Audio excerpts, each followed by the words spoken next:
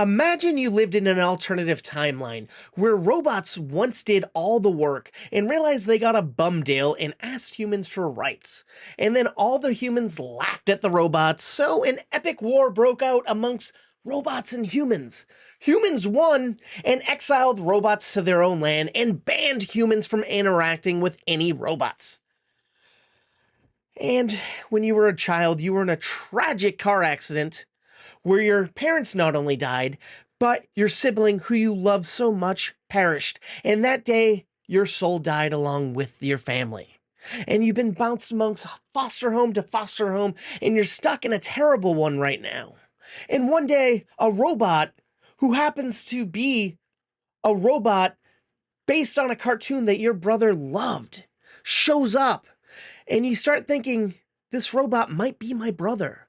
And then you realize, oh, my brother is controlling this robot. He's not really dead like I was told he was. And he's being held captive at this evil robotic industry that is past the wasteland where robots are living. So you decide, I gotta find my brother, liberate him, and the two of us can be happy again. And along the way, you get help from a drifter and his robot companion.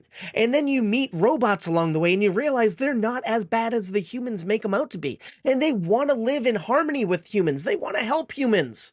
And you realize the person who stopped the robots, who happens to be the one torturing your brother, is the villain.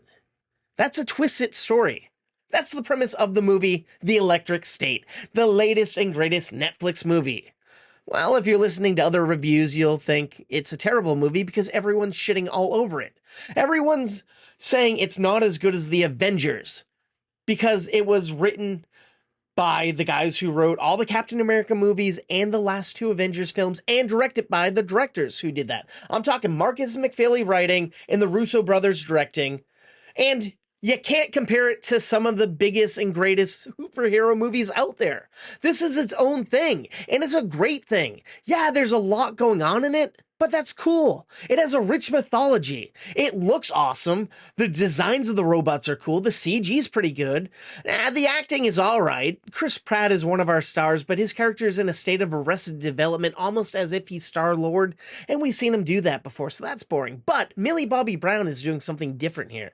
She's a mature action star, and not just a kid who's has telekinesis. And there's a slew of cameos of fantastic performers here. And overall, this movie is really good. Yes, it's a little long and could be kind of trimmed and edited and a little more condensed, but it's doing a lot, so I can forgive it.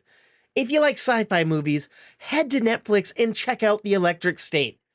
And if you happen to like movie review podcasts, perhaps you could check mine out. It's called Movie Toast. News and reviews, and we're available wherever you get your podcasts. Thank you, and please stay toasty.